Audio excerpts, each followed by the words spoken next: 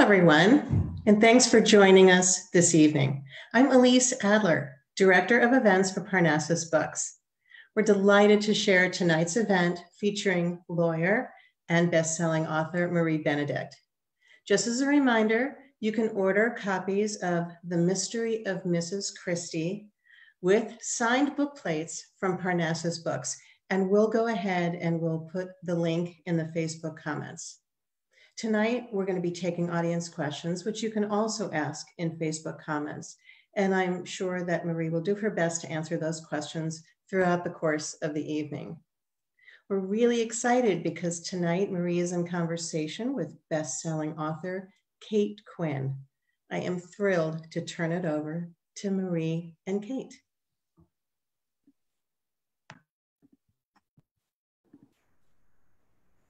Hi. Thank you so much for having us tonight. It's absolutely my honor to be at Parnassus Books, the legendary bookstore, to talk about this book and to say thank you to all you indie bookstores out there for all you've done to get all of us through this pandemic. And we, in turn, need to do what we can to support all of you. And I'm especially excited because I'm here with Kate Quinn, who is not only like the most incredible historical author in the world, but is a fabulous person and friend. And she's also, I just have to throw this out there, the best dialogue writer. I mean, snappy, the lingo, I could go on, but so good to talk with you, Kate. Oh, it's lovely to be here. Another thank you to Parnassus from me. And you guys have been so fabulous. You were one of my stops on my last tour back when the world was open and we were actually going places. Now that seems really quaint and strange, doesn't it? Now this is what we do for launch. Right. And speaking of launch, congratulations, The Mystery of Mrs Christie. And can I gush about this book a little bit just to tell people, you know, what to expect when they pick this up? Because I'm happy to gush. Oh, okay. Twist my arm, Kate. All right. Yeah, well, let me gush now. The Mystery of Mrs Christie, I honestly think is, you know, Marie's best so far. And that's really saying something because it's got this wonderful dual timeline thing. And I know you're thinking yet another historical dual timeline. We've seen this. You have not seen this. And that's because it begins on page 1 with Mr. Christie, Agatha's husband, and I have feelings about this man. This man is a rat. I have never wanted anyone to go down so hard in my life. This man is very, very pleased this place in the world until about the next page in when he realizes that his wife, the famous mystery novelist, has gone missing. And that's one half of the timeline as this story of Agatha's disappearance unrolls over the next 10 days. But meanwhile, we're also flipping back to Agatha's point of view, the young Agatha, where she meets Mr. Rat when he is young before the war. And you see how this couple met and they seem so golden, so in love. And when did it all start to go wrong? And how does that have to do with the disappearance itself? So I devoured this book. I love it. It has shades of Agatha herself in it, not just as a character, but it's got a little touch of Unreliable Narrator, a little, you know, Who Killed Roger Ackroyd, you know, so I really ate that up and that's just totally my jam. So I can't wait now that everybody else can read this book too. And I can't wait to talk about it today. Oh my gosh, I'm blushing on screen with that description, Kate. Thank you so much. You read her in there, and I love that. Thank you so much. Well, first of all, I'd really like to say happy launch. It's your launch day. How are you handling the launch? I mean, because launch days are weird, they're stressful. And how are you handling your launch as opposed to the way you would have handled it if it was not a pandemic and the way you're handling it today? So such an interesting observation. You know, I mean, typically for launch day, you're either on the road or doing a local event, you know, some mix of the two, and you really feel it. You know, you really feel that your book is out in the world. You can see it on shelves, and you're kind of removed from your everyday life. Here, I'm kind of, you know, taking care of my kids, nursing that had a hip replacement, and, you know, reading like an unexpectedly wonderful review in the Washington Post. So it's a little bit surreal and doesn't feel it feels hyper real and not real at the same time. So actually being here with you today is in many ways really, it makes it feel very concrete and substantial for the first time. So, but I'm just thrilled. I feel so fortunate with the reception the book has gotten. I feel so fortunate in being here with you today and in getting to talk to so many people, you know, virtually, not in person, which I love and I miss. But in some ways you get to talk to more people, although not as one-on-one as you used to. But that's the kind of the pros and the cons of this strange new world that we're in right now. But I also feel lucky to be in kind of a business, if you will, or in a role that does allow us to reach out to people and you know, bring enliven people and then connect people together. So I feel lucky in that way, you know, in these strange, challenging times. So let's talk about a little bit about, first of all, you know, Agatha herself. It's like, when you first had this idea for this book, what did you know about Agatha? Did you have any preconceptions about her, you know, that got challenged by your research? Did you know about her disappearance? Because this is a real disappearance that happened, you know, in her life. So, you know, I started out more as just a fan. I think it's just true of so many people. You know, I had this, you've heard me talk about her before, this incredible aunt growing up who was, she was a poet herself. She was an English professor and she was a rebellious nun. And she kind of fed me this incredible diet of literature. It was kind of her job. I was that crazy, voracious reader kid with her nose in a book. And she fed me a diet of lots of different literature. But one of the things that was kind of a regular, made a regular appearance on the scene were Agatha Christie novels. She loved mystery novels among many things. And so I started to devour Agatha Christie books when I was like in middle school and then have continued throughout the rest of my life. And it wasn't until I was kind of on the mission that I'm on right now with my books, you know, which is to really kind of unearth real historical women and tell their stories, kind of relay their contributions and really delve into those modern issues that they struggled with, that I started to turn my focus to Agatha, not just the writer, but Agatha the woman, you know, Agatha the person. Because, you know, in my mind's eye, she was that sort of lovely grandmother-esque woman that, you know, you see her on her book jackets later in her life. But she was so different early in her life. She was this vivacious, gregarious, adventuresome young woman.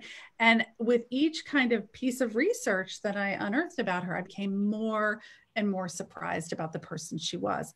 And while I'd heard kind of little tidbits about the disappearance, and I was intrigued by the idea of it, I really didn't understand what an enormous ordeal it really was and how pivotal it was in her life. Well, that really leads me to the next thing I was wondering, which is, you know, the disappearance itself and, you know, the historical context.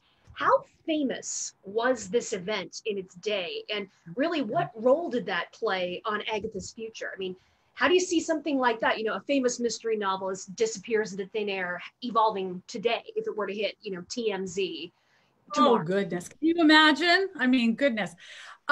Okay, so in its day, you know, the disappearance itself is real. You know, she really disappeared for 11 days.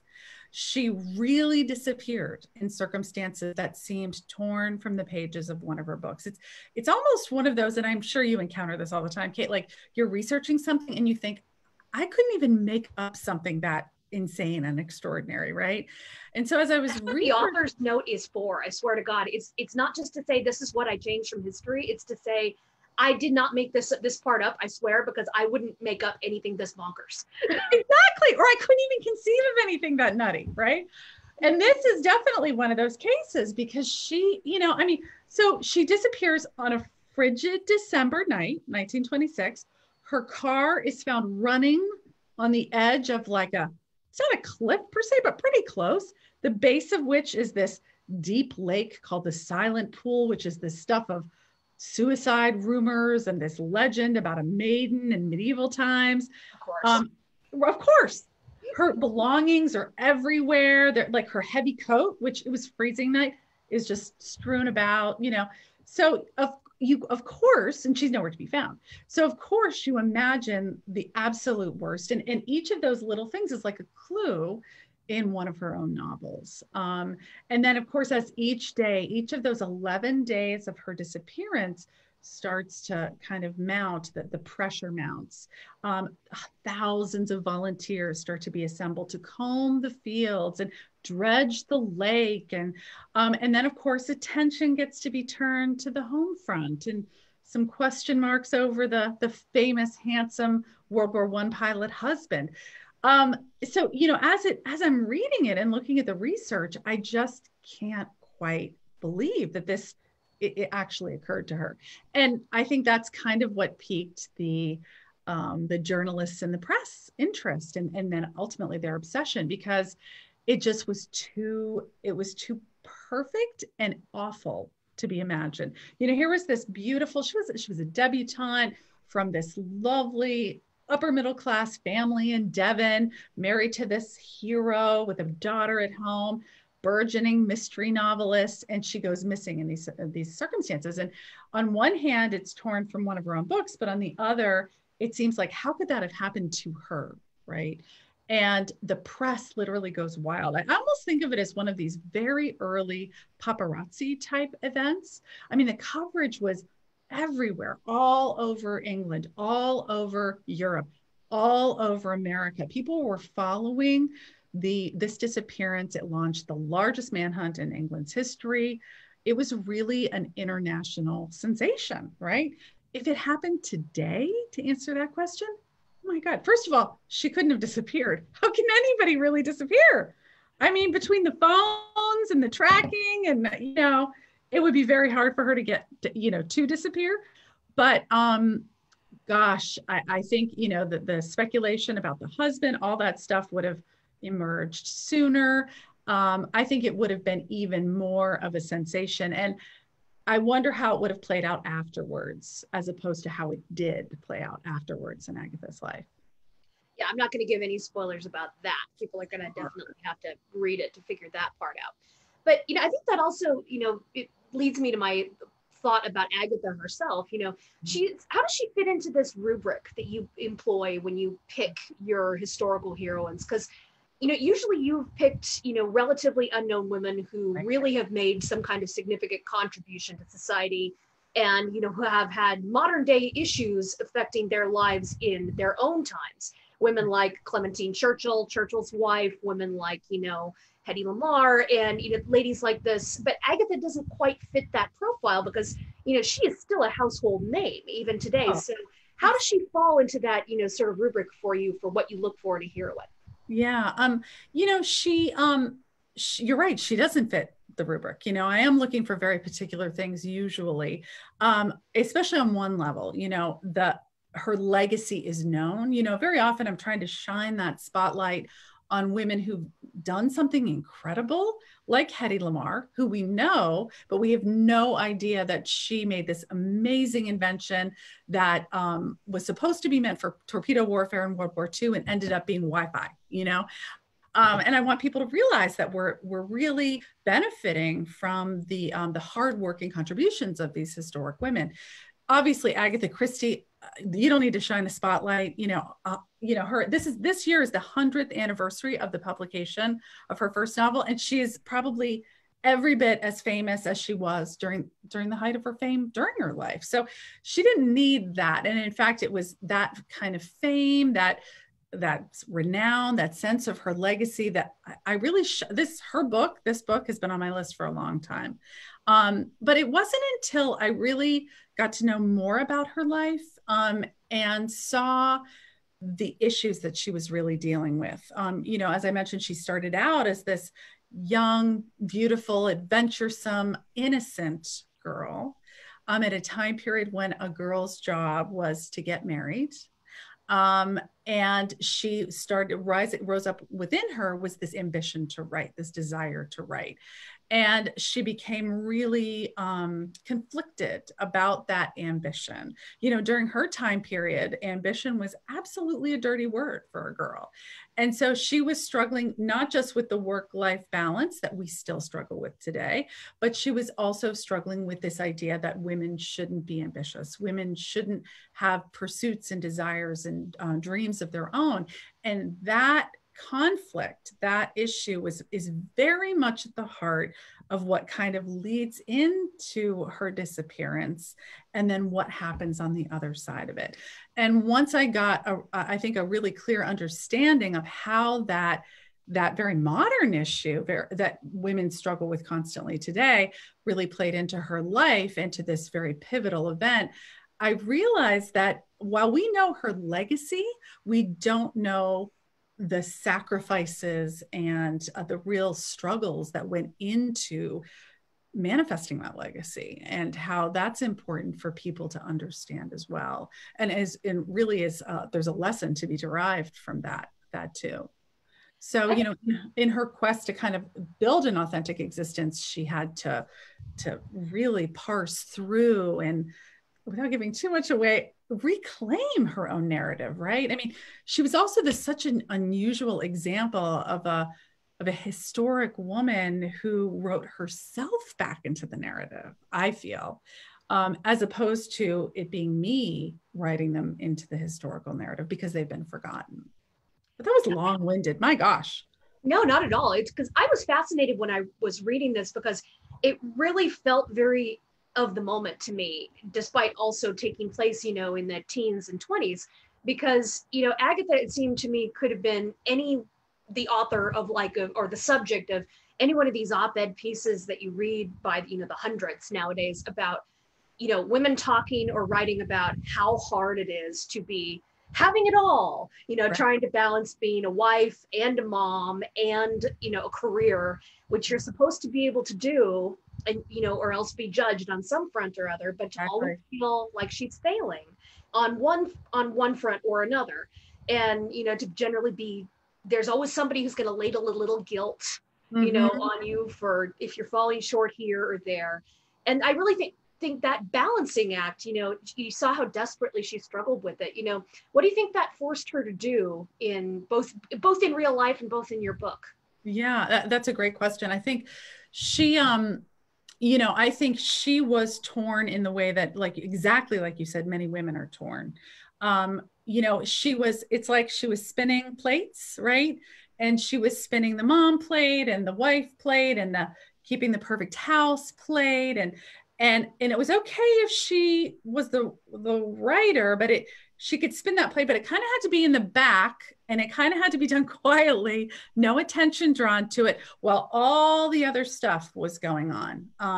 And so she was creating this artificial facade behind which her real self was hiding, because she didn't want to, or didn't feel like she could buck up against the societal norms, the messages she was receiving from her mother and her sister, and in this case, most of all, her husband. And it was when I had feelings about this man, right? Oh, so do I. I mean, and he was probably so reflective of so many men at that time, and maybe even partners, spouses today. I hate to say it.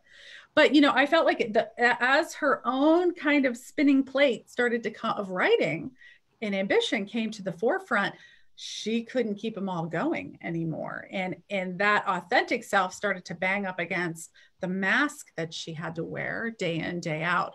And it forced this cataclysmic event in her life, the sort of things that led up to her disappearance. And I think it's exactly like you said. I think so many women experience that same thing. And the pandemic in many ways has brought a lot of those things to a head. People, I think, could keep up the smoke and mirrors, and with a little bit of support over here and help over here. But now everything's laid out on the table and there's nowhere to hide. And there's a reckoning that's happening.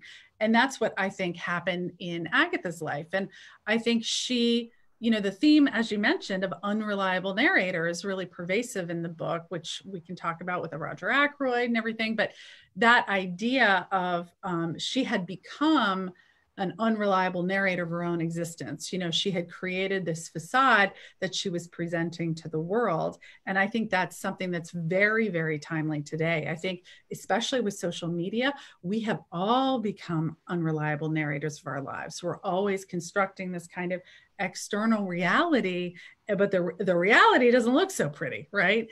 And so that was one way in which I kind of wanted to play with that idea of unreliable narration, which is obviously plays out in other ways in the book too.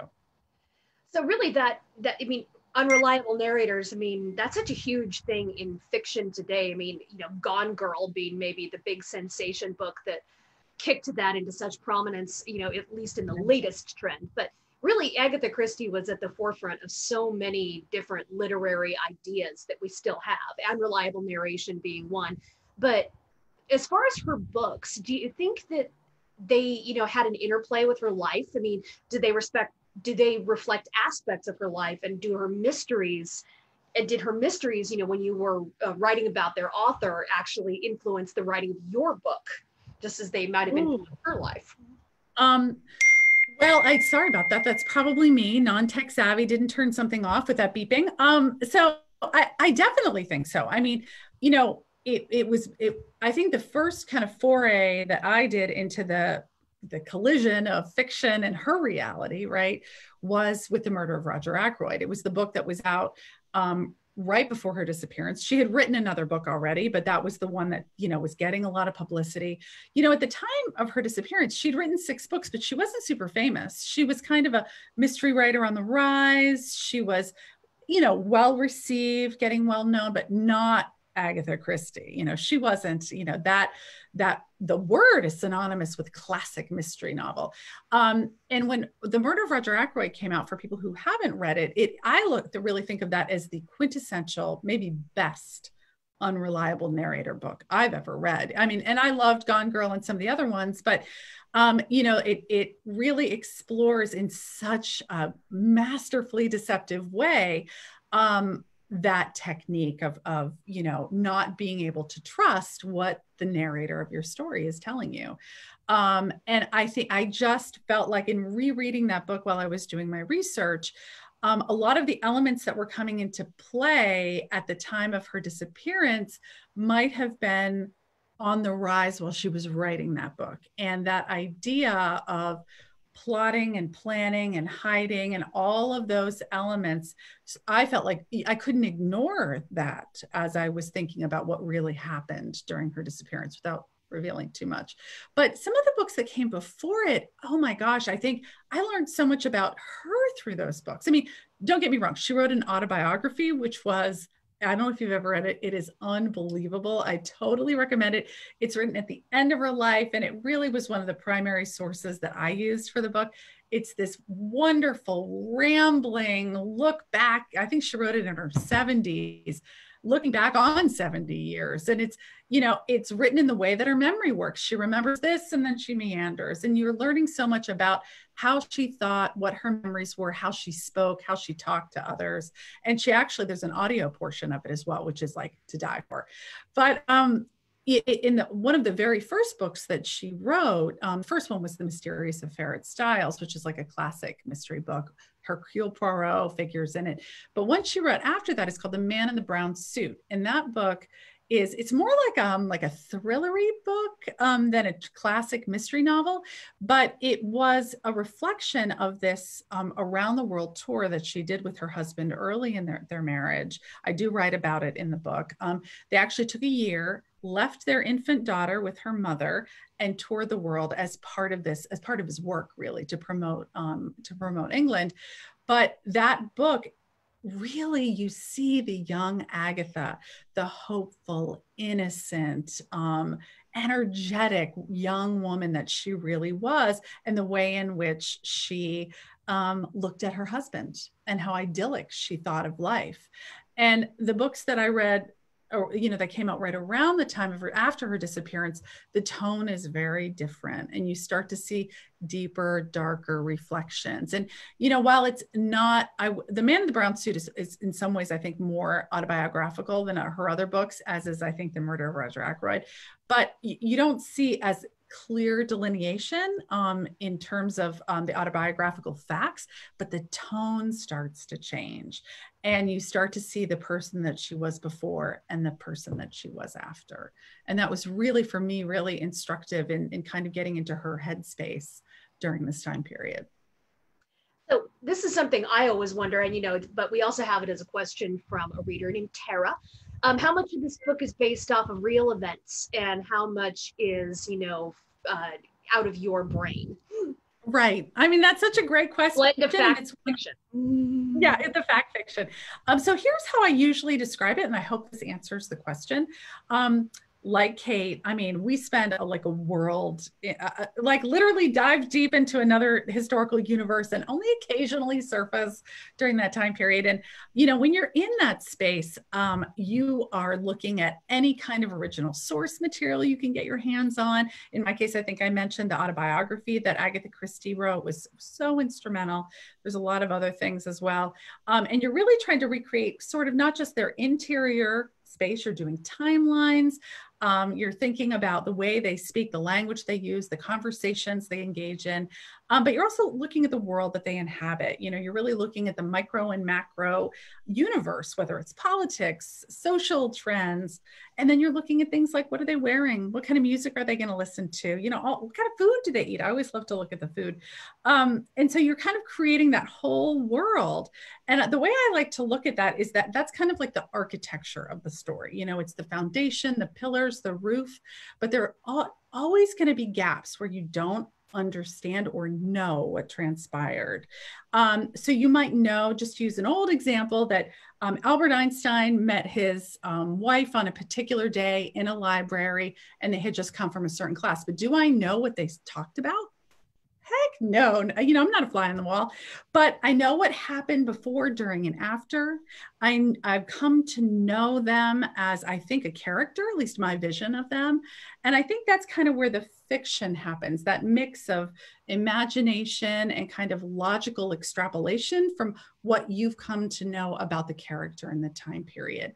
So using that kind of as the basis to your question, in this case, I mean, we knew what happened on those 11 days. You know, we knew that Constable Kenward and Superintendent Goddard, what was happening on each day, what kind of searches were happening for her. I knew that they had enlisted Sir Arthur Conan Doyle, which was so crazy. And so from the perspective of Archie Christie and those 11 days, which is that's the device I use to explore those, I'm using a lot of facts. But I'm also in his head. It's told from his perspective. Do I know what he was really thinking? No, I don't. Can I imagine, based on what my vision of what occurred? I can envision it, right? But again, that's fiction. From the storyline about Agatha, which is much more like the books I traditionally write, you know, which are kind of deep dives into a woman's life, in a particular period of a woman's life. I know the facts, and I know what Agatha herself said about those facts 70 years later. Do I know conversations? Those kind of details? No. But I also know that Agatha has been an unreliable narrator of her own life too. And that in her own autobiography, she makes absolutely no mention of her disappearance. Those 11 days, which are famous in her time, famous afterwards, and I think absolutely pivotal to who she is, those are curiously absent from the book. So, you know, you have to take it all with a grain of salt and kind of sift through what you know to be true, what is provable by facts. You know, that's my old lawyer self, what I surmise. And then, of course, when you're dealing with historical women, so often there are gaps in what we know, because it's only recently that women's histories, women's records, women's stories were considered worthy of keeping. So sometimes you got to shade that in. Well, you know, we has a question from Joy, a reader named Joy, who has put in, why do you speculate that Agatha never told anyone what happened? So you've covered that a little bit. What do you think? I know what your answer is. Yeah. Why do you posit that she never tells anyone? What do you think maybe the real Agatha would have had as a reason for not ever discussing that? Was it just secrecy, or just an innately private person? Or was it something, super important that happened to her that she did not feel she could reveal to anyone? Do you think there was anyone she did tell? I think she might have told her sister Madge. Her sister Madge was older than her. They had a close but very I don't want to say combative, but very competitive relationship. Her sister actually is the one who long before she was married, said to her, "I don't think you could ever write an unsolvable mystery." Oh, Well, she was darn sure to prove Madge wrong. And that actually was the spark that gave rise to Agatha Christie's whole career. So but they were at the same time very supportive and loving of each other. And her sister probably was the one person she confided in when she was having marital difficulties. And her sister was there. I don't want to give too much away, but at the very end of the disappearance, Agatha really relied on her. So I suspect she did tell her everything that actually happened.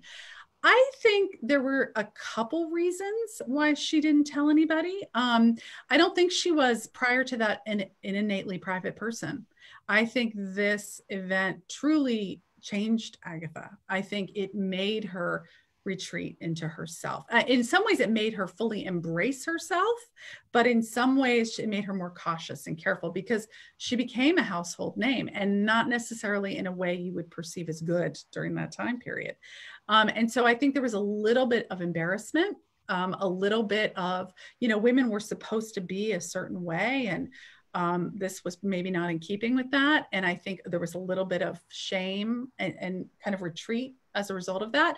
A little bit from that era where, what was the old saying? A woman only has her name in the papers 3 times: when she's born, when she's died, and when she dies, and when she's married.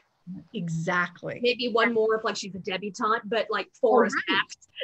Right. I mean, and now we're talking like exponentially more times. I mean, every single newspaper, multiple times a day, all across the world, reporting on this.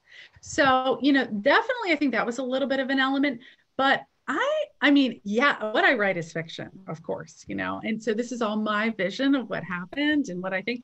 But I do think that in order to effectuate her aims, she could not discuss what actually happened, because I think it would have unraveled the purpose for everything. Without saying more, I don't know if that makes sense, but I think it makes sense when you read it, everybody. Yeah, it will. I think, because I really do believe that part of it. I mean, do you believe the fiction you write, Kate, even though it's fiction? I think some part of my brain thinks at least it's what could have happened. Yeah. It's like, because I just posit it could have happened. Exactly. Because it's a novelist's job to ask what if. Well, like, we're probably X happened, but what if Y happened instead? And who knows? And, I do think it's fun. And I think this is good because I've been pondering this, because in the book I'm writing right now, I have the same thing as you, where I have an autobiography to work with. And you would think that that makes your research easy, because, you have it right from the horse's mouth, But the thing is that people are, as you have said, no one is a reliable narrator of their own life. And just because people write things about themselves, you cannot always take it as gospel. And what I have found interesting is that how often you can find something in what is not said rather than what is. Like, I had a great bit, like in the one I'm currently writing, where the heroine, she had an early bad marriage that ended in divorce. And almost the only thing she says about that first husband is they had a child together. And almost the only thing she says about that first husband is, fortunately, my son is nothing like his father. And I was like, whoa, there is a lot to unpack behind that one word, fortunately. One sentence is like a whole autobiography. It's like that is like a lifetime's worth of therapy right there. There's something there. You know what it is. The thing is, they're not going to tell you. They won't. So you have to posit. You have to speculate. For Agatha, later you do the same thing. Absolutely. And I think you're right. Like, I think you have to believe in it. Whether or not you think it's actually true is different than believing in it as a possibility, and believing in it as because it has to hold together logically, emotionally, culturally, socially. It has to hold together, and it can only hold together if you think it was actually possible in some reality, in some universe. Maybe not the real one, but it doesn't even matter, as long as you feel that way about it, for sure. But I love that you said something the other day to me, which I've used since, and I think this is a great way to think about it. Did you say it's in the shadows, when you're looking through the research, and it's sometimes in the shadows or in the absence of material, is where you find the truth and where you find the women, and it's in those, like, those little dark places where there's so much, but it's not being said. The shadows, it's the cracks. That's where you find the ladies, and that's where you find the interesting parts about people's lives, I think. Exactly. And that's part of research. I loved how you said that, because I really felt like when I look at Agatha's autobiography, it's in that crack, that absence of even a one word, not even a fortunately, is in that autobiography about her disappearance. And that disappearance, I felt like that absence was an invitation to step in and see what might have happened, what might be, but not just like pie in the sky made up stuff. Really, after taking a really deep look at who she was and the world in which she lived in the time period, and then who she was on the other side, to see what I think might have been possible. So we have a question from Terry, which is a sort of a two-parter. How many weeks and months did you do research for this book and to the writing of the story itself? And then when you do this dual timeline routine, do you go back and forth, or do you do all of one and then all of the other? Oh, wow. Okay. Well, this book, I think I mentioned, I have I think Kate knows this. I have a long list of women I'd like to write about.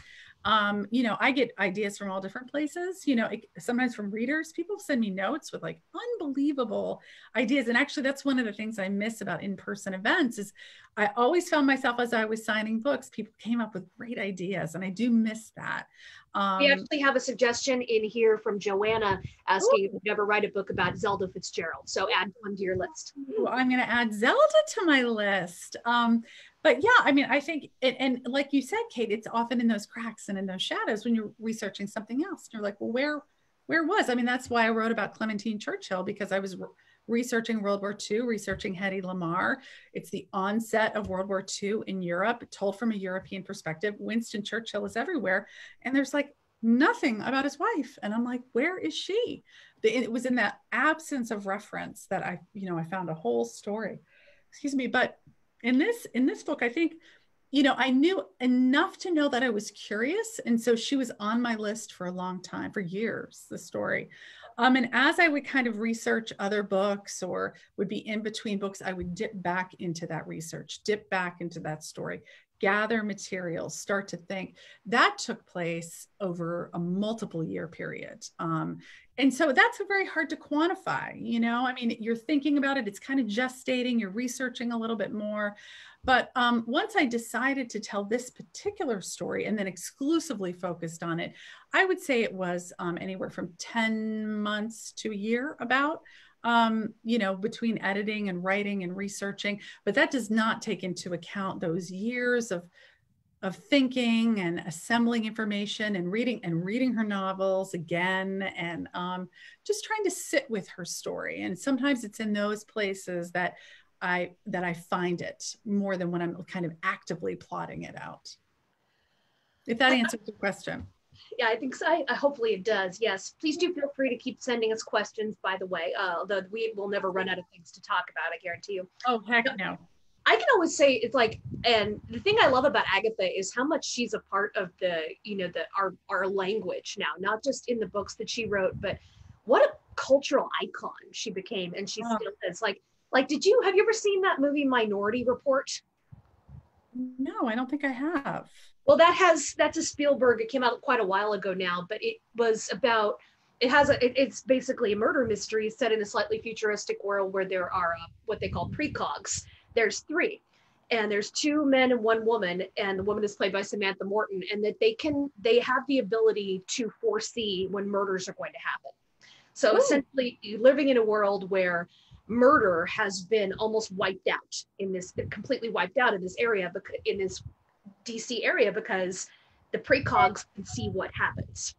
Wow, and I like that. The thing is that, and they don't ever explain it, but the name of the 3 the precogs is, the 2 men are Arthur and Dashiell, and the woman's name is Agatha. Come on, seriously? Yes, it's Agatha, Dashiell, and Arthur. And I didn't realize that, but I was like, Dashiell, Dashiell Hammett, and then of course Arthur Conan Doyle, and then of course Agatha Christie. And it was just a little thing because it's like, who are the 3 biggest finders of murderers that anyone could imagine? It's these 3 in fiction. That is that's the name they're given. Fabulous. I love that. But you're right. You know, it's like when we think about her, you know, because I'm always thinking about women and their legacies. It is absolutely her books, right? But it's so much more than that. I mean, her very name conjures up this very specific set of tenets and mysteries and settings. A locked room mystery. Exactly. Unreliable narrator. Right. People have taken those and they've gone off in so many different directions. It's like she constructed this whole, I don't even want to call it a genre, canon. It's so much bigger than any of that. And then she would deconstruct it bit by bit as she played with those different elements. And I think to know more of who she was before, during, and after this unsolvable puzzle at the heart of her own life, right, is fascinating to think, because I think in coming face to face with the very modern topics that she had to really pick apart that puzzle in her own life is what allowed her to do that in all the other books that she wrote. People have variety, and people love her, hate her, and variety of feelings about her, but she was so brilliant in her the conundrums and the puzzles that she created. But in her own way, she was a very insightful assessor and observer of human nature. And I think a lot of that came from kind of what she went through herself. So we're coming up on a time where we should probably be wrapping up, but just a few more things. And I would just say, first of all, just that we want to urge you to pick up a copy of this book. Please go to Parnassus, or if you can't go to Parnassus, go to your local indie bookstore. We need to support our indies in the pandemic days, as always. But I think a good final question is always, what are you working on next, and what fascinating woman is at the heart of it? And I'm going to tell you that, but only if I can do one thing first. And that is, can I sing your praises? Kate has an amazing book coming out herself in March, The Rose Code. I cannot say enough about this book. It is so multi-layered and twisty. It takes elements of World War II and Bletchley Park, the infamous, can I say this? I don't know how much I'm allowed to talk. Oh yeah, no, that's breaking institution, the role of women. I mean, she really unpacks, creates such a magnificent sense of the place and its importance in the outcome of the war. But so much more than that, in looking at how women were integral to that, in particular, these three key women, and then the role that they played even afterwards. It is such an incredible read. I mean, it literally is like a page turning, can't put it down kind of thing. And the dialogue, I learned so many new terms and slang from that time period. Kate is like a master, but it's really, I urge all of you to pre-order it from Parnassus if you can, and to really take a really, it's going to be the hit of the spring, and I can't wait for you guys to read it.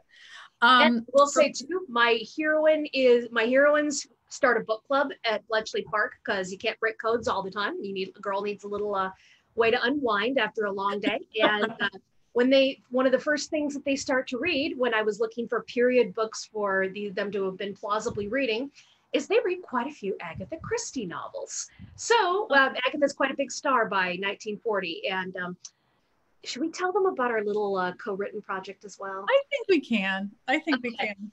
We actually realized, Maria and I, when we were at an event, because she's talking about this book and I'm talking about my Bletchley book, and we realized, oh my God, Agatha had a crossover because she was friends with one of the Bletchley Park code breakers. So we decided we have to do a crossover. So it's kind of like, like a Marvel cameo, we had to crossover fanfic. So we wrote a crossover novella where we each she has Agatha and I took one of my Bletchley Park heroines, and we threw them together for a little fun post-war adventure. And that is going to be an Audible original coming out in, I think, February. But I have to say, I have to give Kate credit for it, because she had just stumbled upon it prior to this event.